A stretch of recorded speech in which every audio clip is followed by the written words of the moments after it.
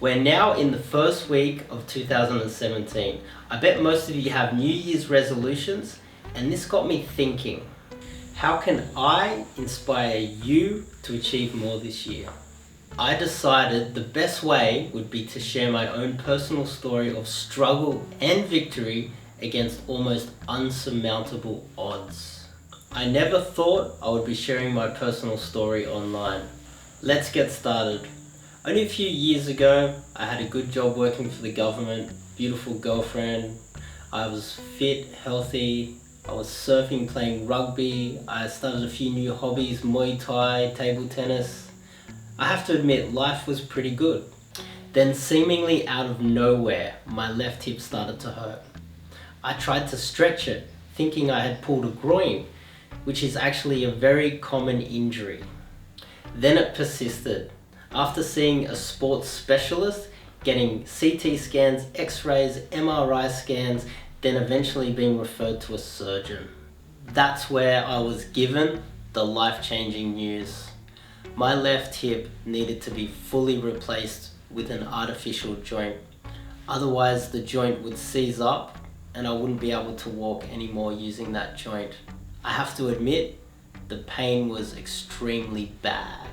At this point, I honestly thought I had hit rock bottom, but things were only going to get so much worse from there. I realized that I did the majority of the housework between me and my girlfriend. I was the cook and I did a lot of the cleaning. She wasn't independent enough to pick up her workload due to my illness, and that caused a lot of stress. So ultimately, I had to break up with her. The pain restricted me. I wasn't able to enjoy any of the activities I used to. Even walking upstairs was painful and time-consuming. I was facing massive medical expenses. Even before the operation, the medical expenses were starting to add up. I told myself to focus on my job. It's the most important thing I have left, considering I have lost so many things already at this point. Yet things were only going to get worse. 2 weeks before my operation, I was fired on the spot. I had saved over $4,000 in sick pay, and that was clearly more important to my boss than my well-being. In the 2 weeks leading up to my operation, my car was parked out the front. Someone crashed into my car and destroyed my car and then just drove away. Then my dog died. And then my 2 roommates left. They needed to move somewhere else, which meant that I had to cover the rent for the entire apartment myself.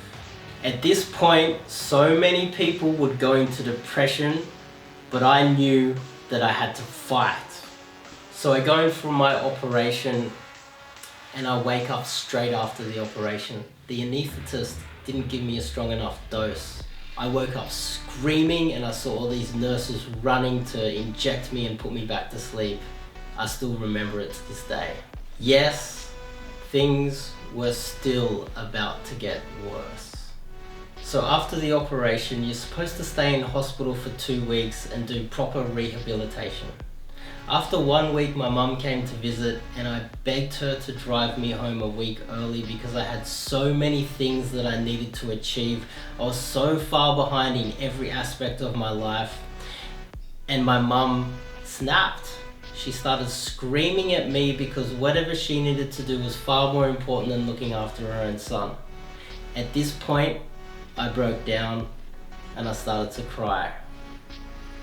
She actually felt guilty and drove me home. But the thing is, she drove me home without any medication and without any food. So when I got home, I walked into the kitchen and I get to the cupboards and I eat some food which was expired. I make it back to my bed, and the entire night without any medication, I'm throwing up on myself, all over my bed, all over the floor. I couldn't reach my phone, and my phone had run out of battery anyway, so I couldn't call an ambulance. This could have been my last night on earth. So I survived that night, and the very next morning I started doing my stretches, walking, trying to get down the first flight of steps. Next day, the second flight of steps. Then I got myself down to the letterbox eventually. Then I figured out how to get myself to the end of the street.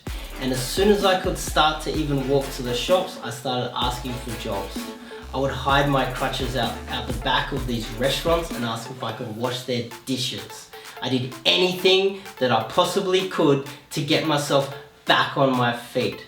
And within 6 months' time, I was working 7 days a week. I was driving a concrete truck, which I'd never done before. I'd started my own landscaping business. I was working 3 nights a week in a restaurant, and I was studying accounting 3 nights a week as well. Within the next year, I had saved more money than the previous 4 years. And that came through laser dedication, not wasting a single second, and just having my back against the wall and just getting myself back on my feet. And you can do that yourself too.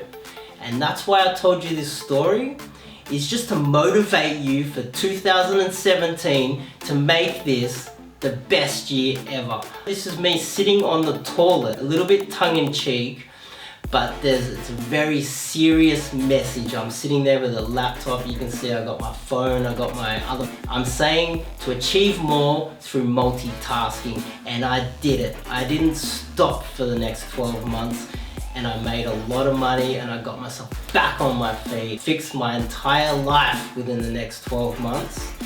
And I want you guys to take this message and make 2017 the best year you have ever had.